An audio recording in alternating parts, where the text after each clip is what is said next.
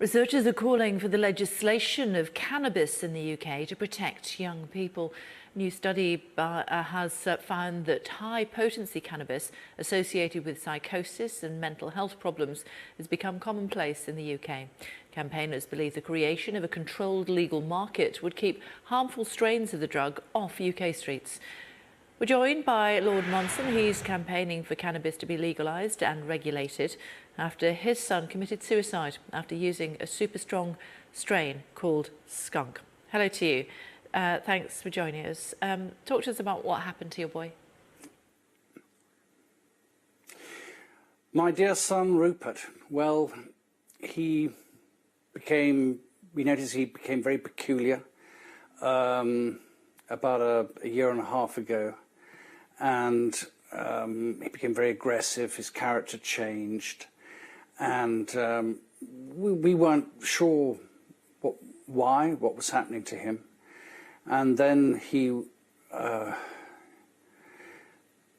suggested to his mother that she take him to the doctors, and they said that probably some form of cannabis, some strong cannabis, was at the heart of his problems, and he said he wouldn't go and smoke it anymore.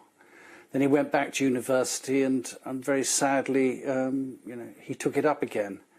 And from what we understand, he was smoking a lot of it. It wasn't just what he was smoking, which was terribly strong. It was the fact that he was smoking so much of it, and this turned his brain. And he became completely, psychotic, became schizophrenic, he had false memories, and he had voices in his head. And these voices kept telling him to kill himself. And earlier this year, he obeyed them and did just that. He killed himself. What happened? Why do you think that he became addicted to this drug? I think the super strain of cannabis, what they call skunk, is addictive. That's what this. There's a new report out. In fact, it supports other reports as well. That if you remove this crucial balancing component called CBD, and you're just left with THC, you're going to have some very disturbing effects on the people who consume it, especially young people who consume it. It affects people with developing brains in a much more dramatic and drastic fashion than older people who have mature brains. I mean, they can get over much easier psychotic episodes. So Rupert, I'm afraid, was consumed so much of this stuff, and he was 20 while he was doing it, and then into his when he was 21 as well, and I'm afraid to say that there was no going back. I mean, he wasn't smoking it when he committed suicide. He had stopped taking it, months and months beforehand. He was off it. So Rupert was essentially crippled, mentally crippled, by ingestion of large amounts of skunk. Yeah. And he was, very unfortunate, in as much as that the voices in him were so strong that he couldn't resist them, and so we've lost a son. Sorry to interrupt you there, my lord. I'm interested for your further explanation as to why you feel that lesser strains of cannabis should be legalised and skunk should be a Class A drug. I mean, there is an argument, I don't know how scientific it is, depends who you listen to, that the lesser forms of cannabis can subsequently lead on to skunk.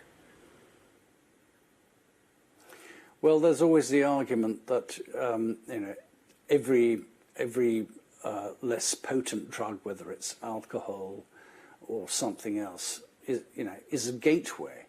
A glass of beer could lead you on, onto a bottle of whiskey. That's always been said. I think one should look at the lessons of history here. We had prohibition in America, and during the 12 years of prohibition from 1920 to 1932, the bootleggers decided to maximize profit by only selling really strong moonshine whiskey. That was their thing, and it had a terrible effect upon the health of those that drank it. And then when prohibition stopped, yes, many people continued to drink whiskey, but they weren't drinking moonshine whiskey. In fact, they just reverted most of them back to beer and wine. And I think that would be that's the argument for legalizing low potency cannabis. I mean, what I'm saying about making skunk Class A, skunk is a very dangerous drug. I mean, if you go into, ask people who are running mental health wards in up and down the land, and you say you've got all these new people coming in, and the intake has now doubled in the last 10 years. What's at the root of it? And they say skunk. Skunk is causing so much so much mental distress. And I think that if you can find another way to get skunk off the street without legalizing low potency cannabis, I'd like to hear how that could be achieved. Because at the moment, I haven't found anyone who's come up with a way, a means to get skunk off the street. This recent report done by the think tank Voltfas reiterates the findings that actually low potency cannabis with a good balance of CBD does not have the kind of damaging effect that high potency skunk has. I mean, this is an irrefutable argument, and those who say, well, they're not convinced. I mean, it's like arguing with members of the Flat Earth Society. They're never going to be convinced. But the science is there, and I really think that it's about time that the government goes and at least has a green paper on this, does something. At the moment, we're going to continue with these children being offered skunk, and they're told it's cool, and they think it's kind of just ordinary cannabis, and it's okay, and it's not okay. And there'll be more. Every day that there's inaction, there are more and more people having having a really bad time ultimately.